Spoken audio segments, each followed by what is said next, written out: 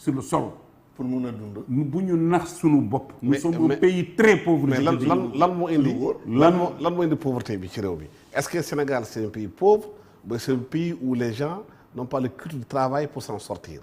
D'abord, on est des fainéants. Ah. Le Sénégalais n'aime pas travailler. Il y en a qui le font.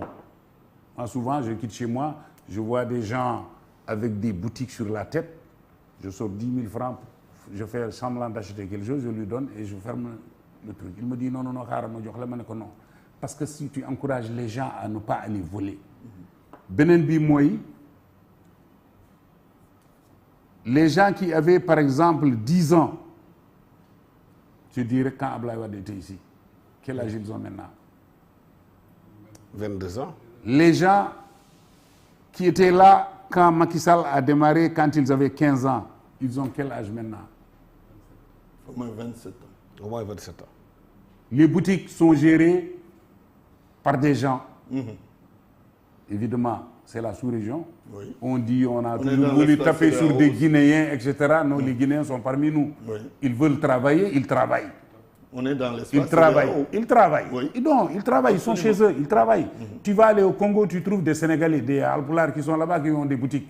Tu vas aller en Côte d'Ivoire, il y a tout un quartier où il n'y a que des Sénégalais. Absolument. Mais les Sénégalais, 90% des gens ne veulent pas travailler.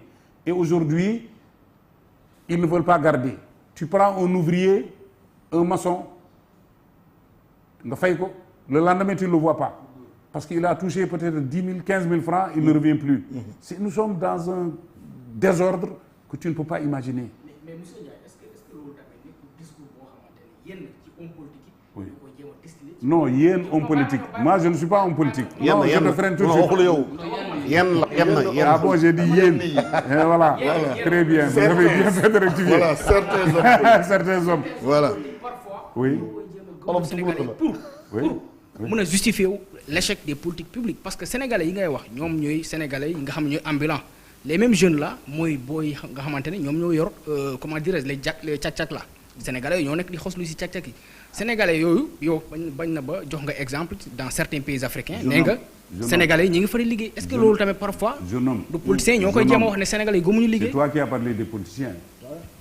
90% c'est des menteurs. 90% c'est des magouilleurs. 90% c'est des fossoyeurs. Non, duñu nangu liggéey fen guddi fen bëccëg.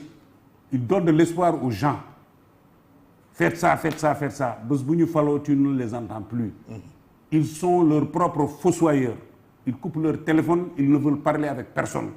Alors que après les politiciens été élus. Exactement. Oui. Il n'y a pas que eux, les directeurs de sociétés nationales, certaines personnes, certaines personnalités, ils ont détruit leur système en fermant leur téléphone. Et je leur ai toujours dit, le téléphone doit être ouvert. Oui.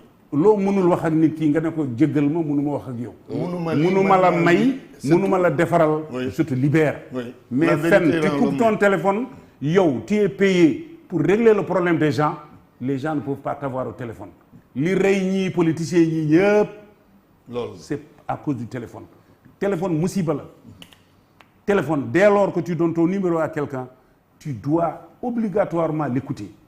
Nga ne ko man li ngay wax intéressé wu ma ne me rappelle plus.